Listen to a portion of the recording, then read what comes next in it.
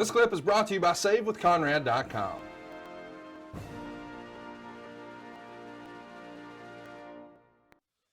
Umar Khan says, Kurt, first of all, you're my favorite wrestler of all time. My question today is, when you left WWE in 2006, what was on your mind and what did you really want to do? I was burned out. Working 300 days a year, getting injured all the time. My neck was a pain in the ass. I broke it 4 times in 3.5 years. So I had to get away. I was having a painkiller issue.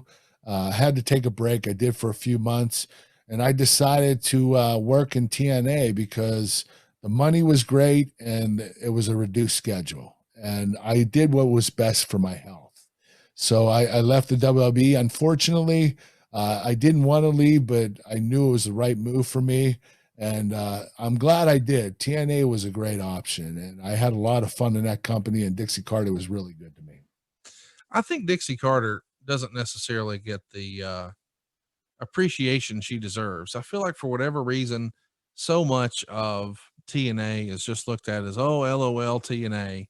But Dixie Carter really didn't have to she didn't have to get in the wrestling business. This wasn't necessary for her or her family, but she felt strongly about it. She invested her and her family's money and spent a lot of time, effort, energy, cash. And there are a lot of guys who got a lot of opportunities.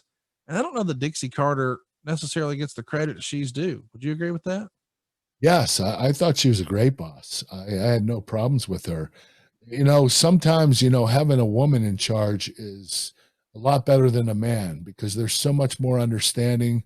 They're more compassionate toward you, and they'll take care of you a little better. So Dixie always, would help me, especially in my downtimes. When I had my DUIs, she sat me down and said, we got to get you help. And she's the reason, her and my wife, Giovanna, are the reasons I went to rehab. Because, she spoke to me honestly and candidly, and she wanted me to get help. She really cared about me. And, very seldom do you have a boss that actually cares about you emotionally. And Dixie did. I'm glad you shared that. I hope that wrestling fans come around on her. Chris wants to know, what's your favorite world championship belt? I think he means, from Japan, TNA, WWE, all the stuff you won. Did you have a favorite belt? Just the design of it, the look of it? I actually like the WWE championship, probably because it was my first title. And I do like the look of it. The look, it's a little different than the other titles, but I actually like that style. Adam Leeson says, Kurt, you had a short-lived feud with SA Rios. Any memories of him or some of the lesser feuds he had?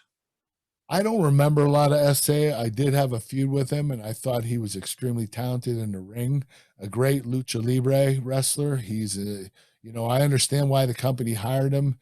He was very effective for the company, and he had some great matches. He was a great technician, great wrestler. Let's keep it going here. Let's do another question. This one is from Crankles. I hope I said that right. Hey, Kurt, were there other names pitched or tossed around instead of the stable name Main Event Mafia? Although also were there other names considered joining Main Event Mafia? I always loved the name and the members of that group. Well, that group was etched in stone. It wasn't going to change, at least the first time we did it. The second time we did it, I think a couple of the guys left the company and we had to fill in some spots, I think with Samoa Joe and somebody else. But the first one, the main event, that's what it was all about. All of us were main events in our careers, and we became a mafia, the 5 of us. So that was never going to change. At least it wasn't supposed to. And we stuck with that as long as we could. And then, it ended up breaking up, I think, due to contract reasons. Inhuman Rampager, maybe I said that right, says, I went to TNA Lockdown in 2008. What went into that match against Samoa Joe? Well, Joe's very physical. We had an incredible match that night. That was when I believe I ended Joe's undefeated streak. And we put a lot in that match. It was a good, I think, 30 minutes. And we had a lot of false finishes, great submission trade-offs. Joe reminded me a lot of Chris Benoit, just a lot bigger and, you know, a little heavier, obviously, but he could move like a cat. He was incredible to work with. WrestleManiac says, what does Kirk consider to be his best match in TNA?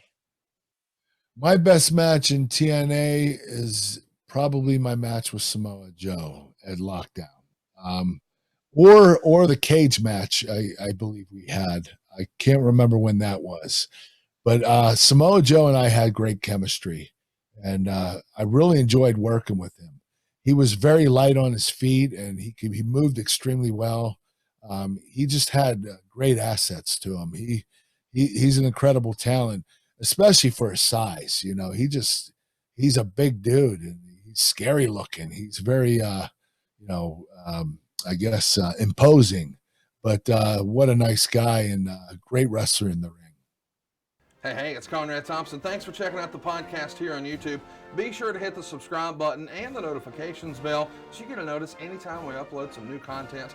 And go save yourself some money right now. If you're in a 30-year loan or you have credit card debt, it's not a matter of if I can save you money. It's a matter of how much. Find out right now for free at SaveWithConrad.com.